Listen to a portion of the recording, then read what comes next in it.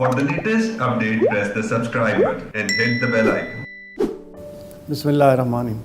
बहुत शुक्रिया, फार्मिंगो के प्लेटफॉर्म से दोबारा मुझे आपसे गुफ्तगू करने का मौका मिला है और सेहत आम्मा के हवाले से बहुत बड़ी काविश है जो फार्मिंगो अंजाम दे रही है, और मुझे उम्मीद है कि आइंदा भी इस तरह के पब्लिक के फ़ायदे के लिए इस तरह के प्रोग्राम होते रहेंगे। मेरा नाम डॉक्टर मोहम्मद अशरफ है। मैं बेसिकली चेस्ट फिजिशियन हूँ। इंटरेस्ट मेरा डायबिटीज़ और हाइपरटेंशन है, और उसी के हवाले से आज आपसे गुफ्तगू होगी कि शुगर के मामलात, ब्लड प्रेशर के मामलात, मोटापे के मामलात, किस तरह से हम इसको रेगुलेट करें और किस तरह से अपनी ज़िंदगी को बेहतर अंदाज में गुजारने की कोशिश करें।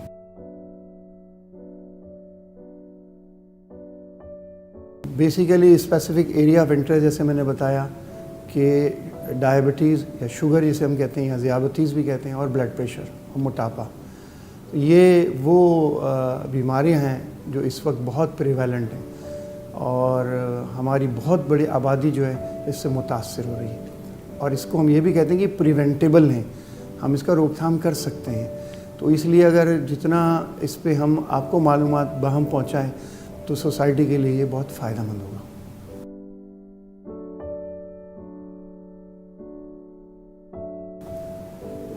Sir, can you brief the discussion on hypertension?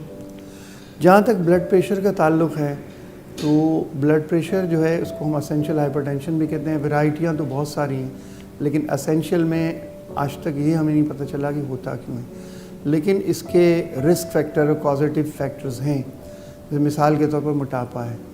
अब अगर मोटापा है या सेडेंट्री लाइफ स्टाइल है, सेडेंट्री से मतलब है कि बैठे रहने का काम है, ज़्यादा चलना फिरना नहीं है, तफक्कुरात ज़्यादा हैं, डिप्रेशन ज़्यादा है, तो फिर आहिस्ता आहिस्ता ब्लड प्रेशर जो है 35-40 साल के बाद बढ़ना शुरू हो जाता है।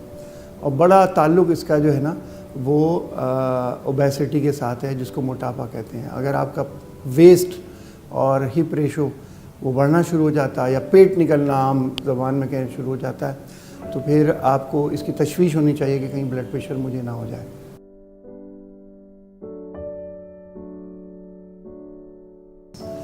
जहाँ तक शुगर का ताल्लुक़ है, तो आम सी बात है, ऐसा कौन सा शख्स होगा जो शहर में जिसे ये ना पता हो कि शुगर क्या है।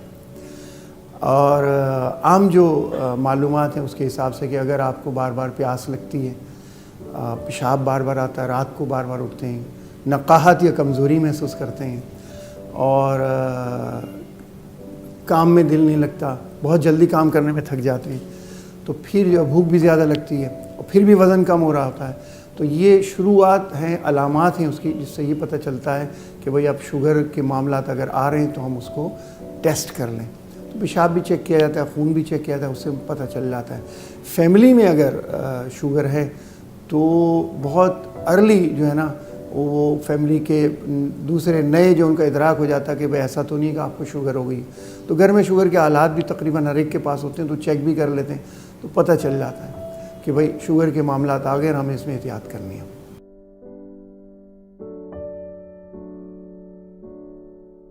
जहाँ तक इसका ताल्लुक़ है कि शुगर को किस तरह से हम बहुत पहले डिटेक्ट कर लें, तो इसका बेहतरीन तरीक़ा जो है ना कि अवेयरनेस है।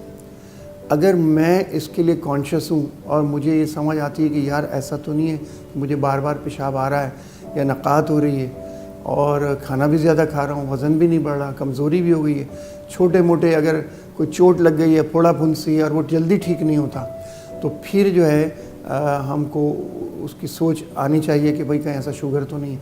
अच्छा, अब ये बात है कि अगर टेस्ट कराते हैं और उसमें शुगर आ जाती है, तो फिर सबसे पहला काम जो है वो हमें ये करना है कि हमारी डाइट को जो है ना वो रेगुलेट करना है। 4-5 चीज़ें हैं शुगर को कंट्रोल करने के लिए। पहला हमारा जो है वो शुरू होता है कि हम खाना क्या किस तरह से खाते हैं। खाना जो है उसको अगर मैं थोड़ा सा एलेबोरेट कर दूं कि उसकी कैलोरी वैल्यू होती है।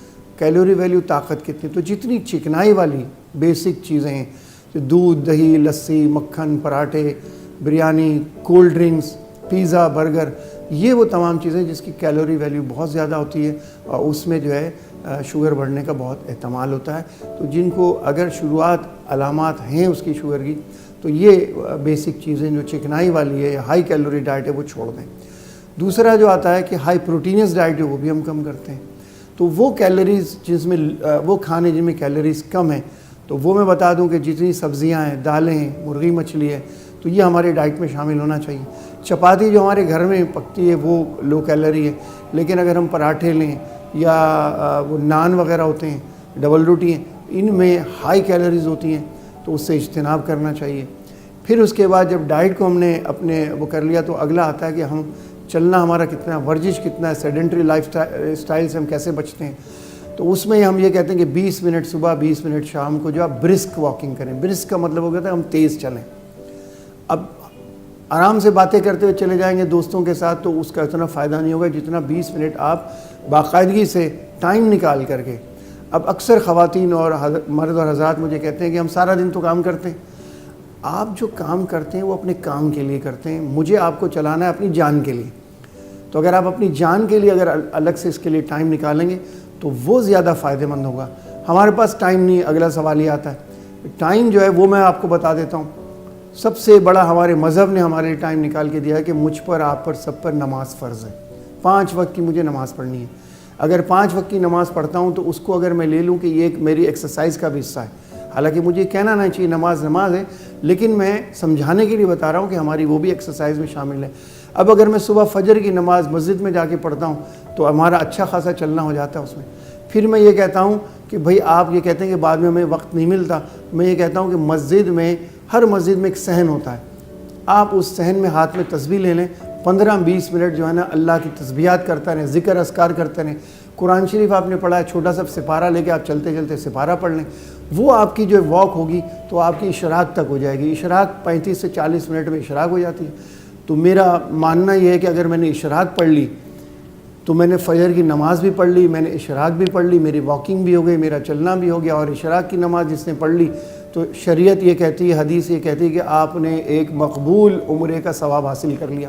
تو اس سے اچھی بڑی بات کیا ہوگی کہ میں آپ کو پارک میں دوڑاؤں؟ کیوں نہ مسجد میں آپ چلیں، کیوں نہ اللہ کا ذکر کر کے چلیں؟ تو آپ کا جو آنے والا دن ہے وہ بہت خوش و خرم گزرے گا۔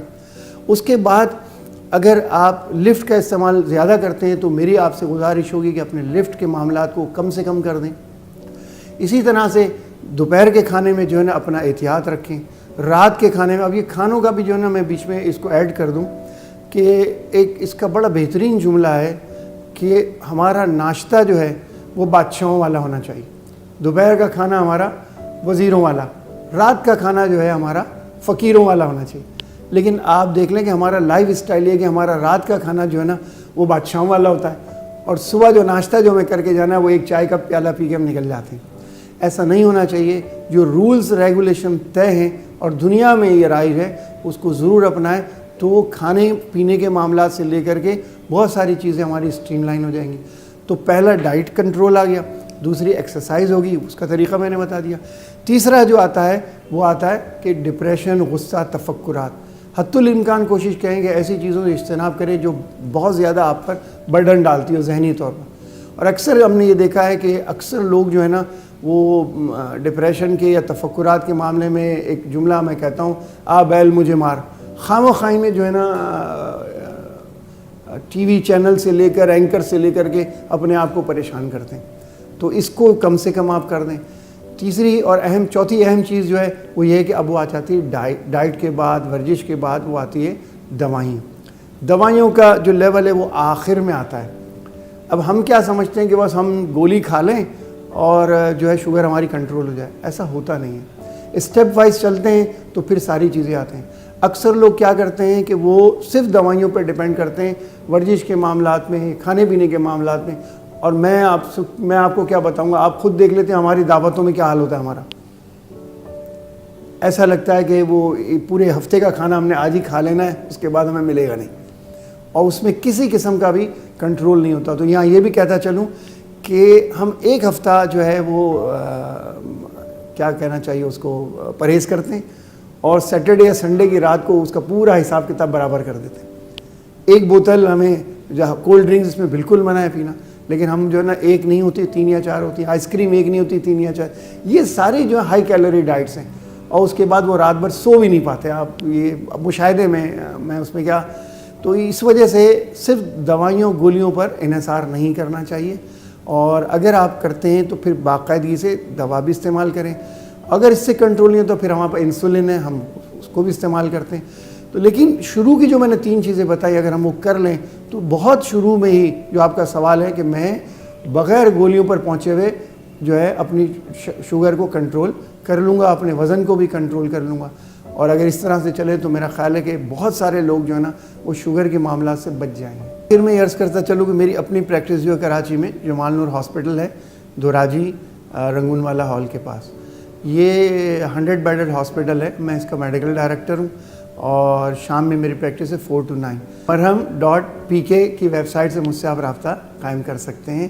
جمال نور ہاسپٹل میں میری سٹنگ ہے 5 to 9. بہت شکریہ, بہت شکریہ.